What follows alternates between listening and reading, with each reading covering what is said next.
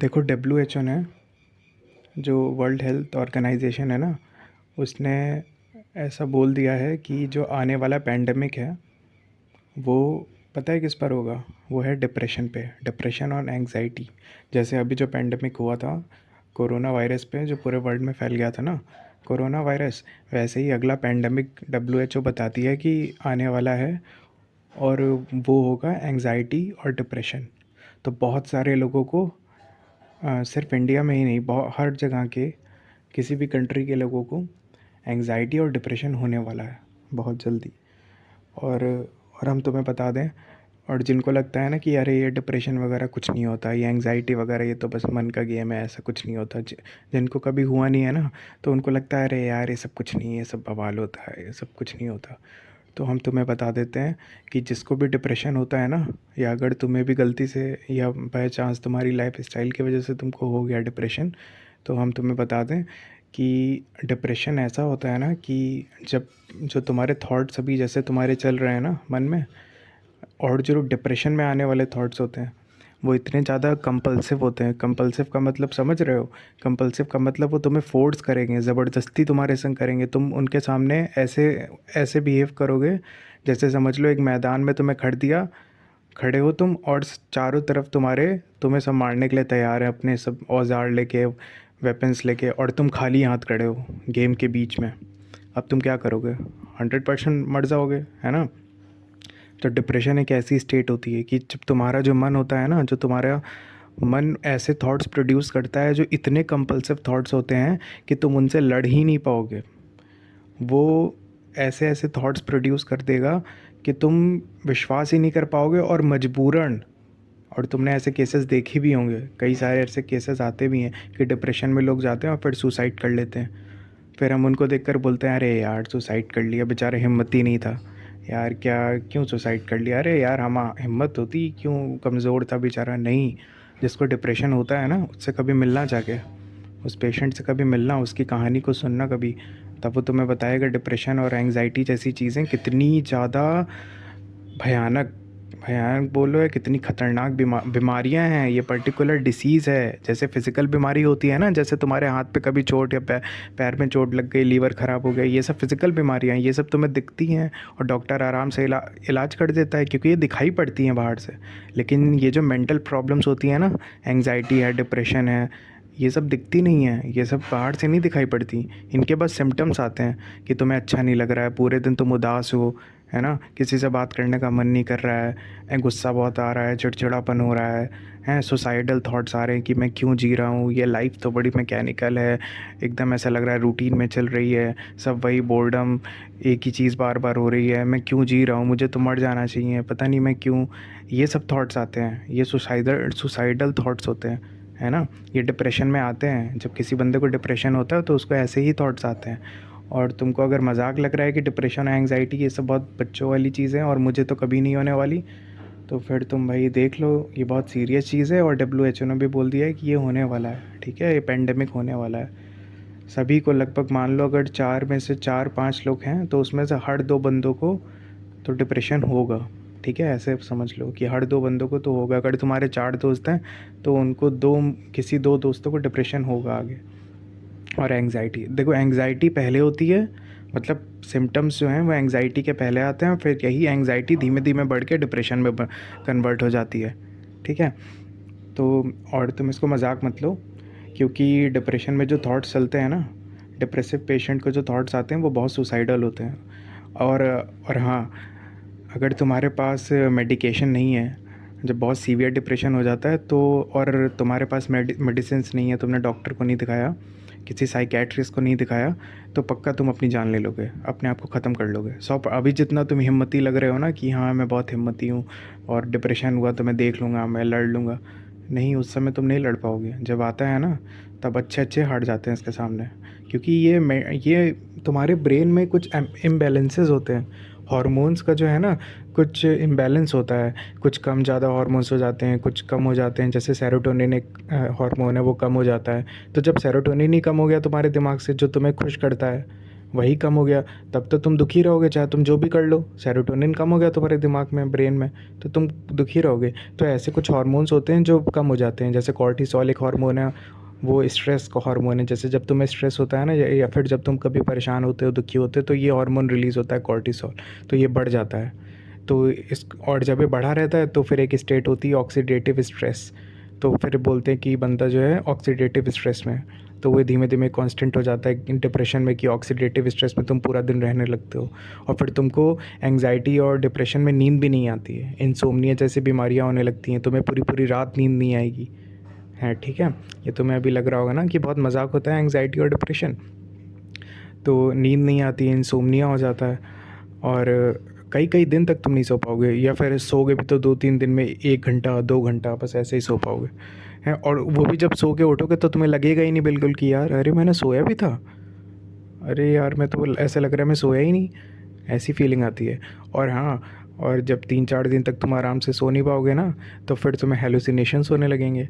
तुम जब आँख बंद करके लेटोगे ना बेड पे, तो तुम्हारे ही थॉट्स, तुम नहीं चाहोगे तो भी वो अपने आप सोचेंगे, कुछ भी चलेगा तुम्हारे थॉट्स में, कुछ भी माइंड में कुछ भी चल रहा है, और तुम्हारा ही माइंड उसमें ऐसे ऐसे रिएक्ट करेगा कि हाँ हाँ ये तो सही है, ये तो होना चाहिए। मतलब तुम्हारा माइंड अनकॉन्शियसली उसमें पार्टिसिपेट करेगा। तुम आँख बंद करके लेटे हो और तुम चाहते हो कि मेरे मन में थॉट्स ना आए और मैं आराम से सो जाऊं, पर तुम्हारा बैक ऑफ द माइंड धीमे धीमे उसी में पार्टिसिपेट कर रहा है कि हाँ ये तो होना चाहिए, वो नहीं होना चाहिए। मतलब देख रहे हो कौन सी अनकॉन्शियसली पार्ट ले रहा हो। फिर जब तुम्हें हल्की सी अवेयरनेस आई, अरे ये क्या हो रहा है मेरे संग, ये तो मैं नहीं चाहता, ये कैसे थॉट्स आ रहे हैं, रैंडम थॉट्स आ रहे हैं और उसमें मेरा माइंड पार्टिसिपेट कर रहा है, तब तुम्हें लगेगा अरे ये तो मैं पागल हो रहा हूँ। ये सब चीज़ें डिप्रेशन में होती हैं, ये सब चीज़ें एंग्जाइटी में होती हैं, और तब तुम इतना ज़्यादा डर जाओगे, फिर इतनी ज़्यादा, तब तुम और एंग्शियस हो जाओगे, और ज़्यादा डर क्रिएट होगा तुम्हारे अंदर, तुम्हें लगेगा कि तुम पागल हो रहे हो, है ना। और पागल, फिर तुम साइकेट्रिस्ट को दिखाने जाओगे तो तुम्हें लगेगा कि यार बताओ मुझे मानसिक बीमारी, मानसिक रोग हो गया, मेंटल प्रॉब्लम हो गई है, मुझे सोसाइटी वाले क्या कहेंगे कि मैं पागल हो रहा हूँ। तो तुम इसको लाइटली मत लो। एंग्जाइटी और डिप्रेशन एक बहुत रियल चीज़ है, और ये किसी को भी हो सकती है, किसी को भी हो सकती है। कोई बंदा ऐसा नहीं है जिसको ना हो। हर बंदे में, जिसकी, अब देखो, जिसकी लाइफ स्टाइल बहुत बेकार है ना, उनको तो होने वाली है। और हम तुम्हें बता दें कि कैसी लाइफ स्टाइल से होता है। तो सबसे पहला पॉइंट तो तुम देखो, स्लीप। हम जो सोते हैं ना, और आजकल के टाइम पे जब स्मार्टफोन्स और लैपटॉप हमारे पास है, कंप्यूटर्स हैं ना, तो तुम अब, और यंगस्टर्स, अगर तुम इस वीडियो को देख रहे हो जो टीनेजर्स हैं, और अगर हॉस्टल्स में रहते हो, बॉयज़ हॉस्टल्स में, गर्ल्स हॉस्टल्स में रहते हो, या कॉलेज में हो ना, तो तुम जानते ही होगे कि तुम्हारी नींद कितनी बढ़िया है। तुम जब चाहे अपने मन के हिसाब से सोते होगे, कि जब मन चाहा सुबह 3-4 बजे सो रहे हैं, फिर 10-11 बजे तक आराम से उठ रहे हैं, या रात रात भर, अगर बॉयज़ हॉस्टल में तो सो ही नहीं रहे हैं बिल्कुल। बॉयज़ हॉस्टल में होने का मतलब है सोना ही नहीं, सुबह सोना है वहाँ पे 7-8 बजे, नाश्ता करके बढ़िया सुबह सोना है, फिर दोपहर के खाने के टाइम उठना है। वहाँ पे तो ये होता है जब मन चाहे तब सो जाओ। तो हम तुम्हें बता दें कि सबसे पहला, जो बहुत प्रूवन और रिसर्च्ड, इस पे प्रॉपर रिसर्च करी जा चुकी है, ठीक है, कि अगर तुम ढंग से प्रॉपर 8 घंटे की नींद या 6-7 घंटे की नींद, जितना तुम्हें लगता है ज़रूरत है, नहीं ले रहे हो, और सही टाइम पर, ये नहीं कि तुम जब चाहे तब मन सो रहे हो, ऐसा नहीं। तुम्हारे बॉडी में एक body clock, internal body clock होती है, जिसको हम लोग इसमें साइंटिफिक भाषा में सार्केडियन रिदम बोलते हैं। सार्केडियन रिदम का मतलब होता है कि जब जैसे ही सूरज डूबता है ना, वैसे ही तुम्हारे ब्रेन के अंदर एक केमिकल होता है, वो रिलीज़ होना चालू हो जाता है, मेलेटोनिन। वो तैयार करता है तुम्हारे पूरी बॉडी को कि चलो अब रात हो गई, अब सोने का समय हो गया है, अंधेरा हो गया है। अब ये नेचर ने इतनी अच्छी बॉडी डिज़ाइन करी है हमारी, कि जैसे ही रात होती है, सूरज डूबता है, वो तुरंत अपने आप रिलीज़ होने लगता है मेलेटोनिन, ठीक है। और एक अडीनोसिन करके केमिकल होता है, वो स्लीप का प्रेशर बढ़ाता है तुम पे। वो धीमे धीमे, जैसे तुम सुबह उठोगे वो एकदम ज़ीरो होगा, और फिर जैसे जैसे तुम रात होने लगती है, वो धीमे धीमे बढ़ता जाता है, बढ़ता जाता है, बढ़ता जाता है। तो जैसे 11-12 बजे, तो तुम्हें हल्का हल्का नींद जैसा लगने लगेगा कि हाँ मैं स्लीपी सा फील कर रहा हूँ, क्योंकि वो अडीनोसिन की वजह से हो रहा है, केमिकल की वजह से, हार्मोन की वजह से। वो धीमे धीमे रात होते होते इतना बढ़ गया है, सुबह से इकट्ठा हो रहा था, बढ़ रहा था तुम्हारे ब्रेन में, और रात होते होते इतना बढ़ गया कि अपने मैक्सिमम पीक प्रेशर पे आ गया, कि अब वो तुमसे कह रहा है कि अब तुम सो जाओ, ठीक है। और तुम्हारी सार्केडियन रिदम भी बता रही है कि अब रात हो गई है, मेलाटोनिन रिलीज़ हो गया है, तुम्हारी बॉडी प्रिपेयर है सोने के लिए, और अब तुम सो जाओ आराम से। पर हम क्या करते हैं बॉयज़ हॉस्टल में, या फिर अगर हम टीनेजर्स हैं, इंस्टाग्राम पे रील्स स्क्रॉल करते रहते हैं तो 2 3 4 5 बज जाता है, हम नहीं सोते। फिर हम सुबह 5 बजे आराम से बढ़िया रात में अपना एक और दूसरा डिनर करके सोते हैं। रात मतलब 10 11 बजे तक डिनर करते हैं फैमिली के संग हैं। और अगर तुम हॉस्टल में तो 8 9 बजे खा लेते होगे, तो फिर हम 10 11 बजे डिनर करते हैं और फिर रात में 2 3 बजे अपना नेटफ्लिक्स देखते हैं 3 4 बजे तक। और फिर नेटफ्लिक्स देखते देखते फिर एक बार डिनर करते हैं, है ना। तो तुम्हें पता ही होगा कि मैगी और ये, अगर तुम प्रोटीन शेक वगैरह रात में 3 4 बजे पीते हो, है ना, मिल्क कंज्यूम करते हो, जो भी करते हो, जो खाते हो, स्नैक्स वगैरह खाते हो, तो 3 4 बजे वो तुम्हारा दूसरा डिनर होता है, या कह लो अर्ली ब्रेकफास्ट होता है। तो वो खा के तुम आराम से 3 4 बजे सोते हो 5 बजे। तो फिर ये प्रूव है ना कि अगर तुम सही से सो नहीं रहे हो किसी पर्टिकुलर टाइम पे, स्लीप साइकिल तुम्हारा बिल्कुल बेकार है, तो तुमको 100% 101% डिप्रेशन होगा। ठीक है, ये तुम लिख के ले लो। और डिप्रेशन जब होता है तो हमने तुम्हें शुरुआत में बता दिया कि कितना ख़तरनाक होता है, तुम रिवाइंड करके फिर से सुन लेना उसको। बहुत ख़तरनाक होता है, जितना मजाक में लगता है ना, उनसे पूछना जाके जिनको डिप्रेशन होता है। या फिर तुम यूट्यूब पे ही डाल लेना कि anxiety and depression recovery story. ठीक है, यूट्यूब पे जो तुम्हें आएगा ना वीडियोस इन हिंदी डाल देना, तो तुम्हें बताएंगे लोग जिनको हुआ है, उनकी स्टोरी सुनना तुम, वो तुम्हें खुद बता देंगे। ठीक है। और फिर दूसरा देखो कारण होता है हमारी लाइफ स्टाइल। लाइफ स्टाइल में तुम्हारा स्लीप भी आता है। ठीक है, स्लीप का पैटर्न कि तुम कितने टाइम पर सोते हो, कब उठते हो, है ना। और दूसरा तुम्हारा हो गया क्या खाते हो तुम। ठीक है, एक है तुम्हारा फूड कि तुम क्या कंज्यूम करते हो। कॉफ़ी, चाय, ये सब जो चीज़ें हैं ना, ये तुम्हें सोने नहीं देती हैं, ये तुम्हें पंप करती हैं जगह रहने के लिए। ठीक है। और और जितना तुम तेल वाला रिफाइंड ऑयल का खाते हो, तेल में भुना हुआ फ्राइड खाते हो, बाहर से फास्ट फूड खाते हो बहुत, ये सब चीज़ें इनडायरेक्टली तुमको हार्म करती है, तुम्हारी बॉडी को हार्म करती हैं। ठीक है, ये सब चीज़ें भी डिप्रेशन के लिए बहुत, मतलब डिप्रेशन होने के लिए बहुत ज़्यादा वो हैं, कर प्रमोट करती हैं डिप्रेशन को। अगर तुम बाहर का बिल्कुल खाना छोड़ दो ना, बिल्कुल खाना छोड़ दो, एकदम ज़ीरो कर दो। एकदम से नहीं कर पाओगे, हमें पता है, थोड़ा धीमे धीमे करो। जो कोका कोला और ये सब पीते हो, थोड़ा धीमे धीमे ग्रेजुअली कम करो। 3 4 महीने 5 6 महीने में धीमे धीमे एकदम ज़ीरो कर दो। 7 8 महीने, हो सकता है साल 2 साल लग जाए तुम्हें कम करने में, लेकिन ठीक है, आराम से करो। साल 2 साल 3 साल लगा दो धीमे धीमे, लेकिन फास्ट फूड को बिल्कुल बंद कर दो। और जो तेल वाला खाना है, जो प्रोसेस फूड है ना, जो ये सब होता है, चिप्स होते हैं, ये सब जो चॉकलेट्स होती है, इनको बिल्कुल बंद कर दो, बिल्कुल बंद कर दो खाना। तुम्हें जितना टाइम लेना है ले लो, 2 से 3 साल ले लो, लेकिन 2 से 3 साल में बिल्कुल बंद कर दो। और तीसरा एक होता है चीनी वगैरह, ये सब जो शक्कर होती है ना, शुगर, वाइट शुगर, ये भी पॉइज़न होती है, स्लो पॉइज़न इसे बोलते हैं। तो इसको भी धीमे धीमे रिड्यूस करो, अपने आप को टाइम दो, 2 3 साल में मुझे बंद करना है, और 2 3 साल में तुम आराम से बंद कर लोगे, अगर तुम में थोड़ी बहुत विल पावर है कि हाँ मुझे छोड़ना है। तब तो तुम एंग्जाइटी डिप्रेशन जैसी चीज़ें कभी फेस नहीं करोगे लाइफ में, और मस्त आराम से जियोगे।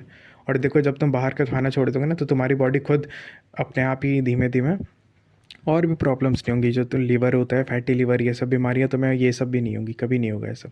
तुम्हारी बॉडी अच्छा फील करेगी, कभी ये सब बीमारियाँ होंगी ही नहीं तुम्हें, हैं। और ये मेंटल बीमारी तो कभी नहीं होगी, एंग्जाइटी डिप्रेशन, कभी ये सब नहीं होगा।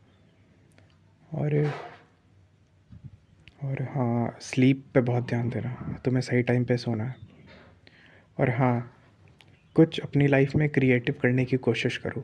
अगर तुम्हें लगता है कि तुम कुछ क्रिएटिव काम नहीं कर रहे हो, अब क्रिएटिव काम का मतलब ये नहीं होता कि तुम्हें उठा के कुछ बहुत बड़ा सा काम करते हैं, नहीं। अगर तुम घर में झाड़ू पोछा भी कर रहे हो ना, वो भी एक बहुत बड़ा क्रिएटिव काम है।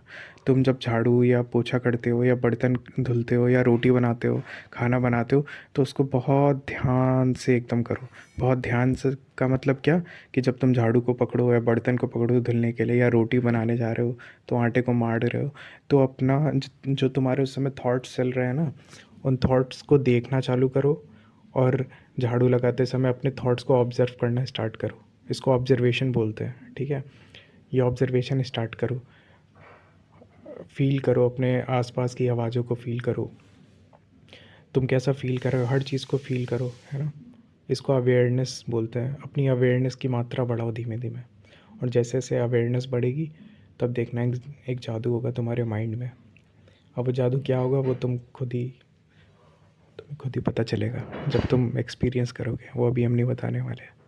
हालांकि हमने अपने पुराने वीडियोस में काफ़ी बताया है, पर हम चाहते हैं तुम खुद एक्सपीरियंस करो कि जब तुम्हारा मन धीमे धीमे अवेयरनेस का लेवल उसका बढ़ता है ना, तब एक जादू होता है बहुत बढ़िया मन में, माइंड में एक बहुत बड़ा जादू होता है।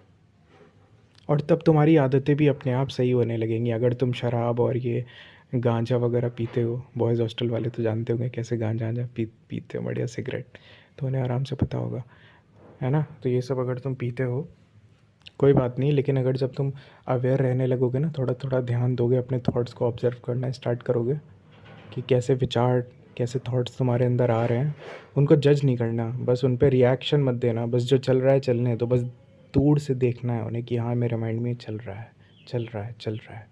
जब ये बढ़ने लगेगा ना, ये अवेयरनेस तुम्हारे मन में धीमे धीमे बढ़ेगी, तब तुम्हारी जो हैबिट्स है ना वो धीमे धीमे सही होने लगेंगी। तुमको कोई बताने नहीं आएगा कि यार ये छोड़ दो, शराब छोड़ दो, वो चिकन खाना छोड़ दो, अंडा खाना छोड़ दो, बेकार कोई नहीं तुमसे कहेगा। तुम्हारी खुद ही तुम्हारा माइंड जो पहले शराब को या चिकन को इतना पसंद करता था ना, या वो ऐसी चीज़ें पसंद करता था, रात रात भर मोबाइल चलाना, बढ़िया रील्स स्क्रॉल करना, गलत टाइम पे सोना, वो धीमे धीमे तुम्हारा माइंड खुद ही तुम देखोगे कि वो कह रहा है कि नहीं यार, पता नहीं क्यों मेरा चिकन खाने का मन नहीं हो रहा, पता नहीं क्यों मेरा शराब पीने का मन नहीं हो रहा, पता नहीं मेरा क्यों मन ऐसा नहीं हो रहा कि मैं उन दोस्तों के संग जाऊँ, थोड़ा गेड़ी मारूँ, मज़े करूँ, पता नहीं उन दोस्तों के संग क्यों मेरा मन नहीं हो रहा, मेरा मन ऐसा क्यों हो रहा है कि यार मैं उन दोस्तों के संग जाऊँ जो थोड़ा शांत रहते हैं, जो थोड़ा कुछ चाहते हैं अपनी लाइफ में, कुछ करना, कुछ अच्छा करना चाहते हैं, किसी की मदद करना चाहते हैं, पता नहीं उनके संग बैठने का मेरा मन क्यों हो रहा है। ये तुम जादू अपने अंदर देखोगे, लेकिन ये जादू तभी देखोगे जब तुम अवेयर रहना शुरू करोगे, जब तुम अपनी लाइफ स्टाइल में थोड़ा चेंज लाओगे ना। वरना अब तुम देख लो इतना बोलने के बाद कि एंग्जाइटी और डिप्रेशन जैसी चीज़ कोई मजाक नहीं है, इनको बिल्कुल मजाक मत लेना। और हो सकता है बहुत सारे ऐसे लोग होंगे जो स्पिरिचुअल बुक्स पढ़ते होंगे और उनको लगता होगा मैं तो स्पिरिचुअल पाथ पर हूँ, तो मुझे तो एंग्जाइटी डिप्रेशन हो ही नहीं सकता, मैं तो, ये तो कभी नहीं हो सकता। नहीं ब्रो, तुमको भी हो सकता है।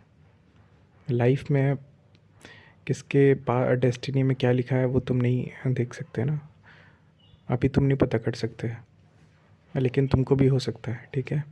और हमने तुम्हें बता दिया कैसे प्रिवेंट कर सकते हैं, कैसे तुम अपनी पूरी ज़िंदगी भर इसको कैसे प्रिवेंट कर सकते हो कि ये कभी ना हो तुम्हें, ठीक है। फिर से रिवाइंड कर लेना और फिर से सुन लेना, तब तुम्हें अच्छा समझ आ जाएगा, ठीक है। बाय।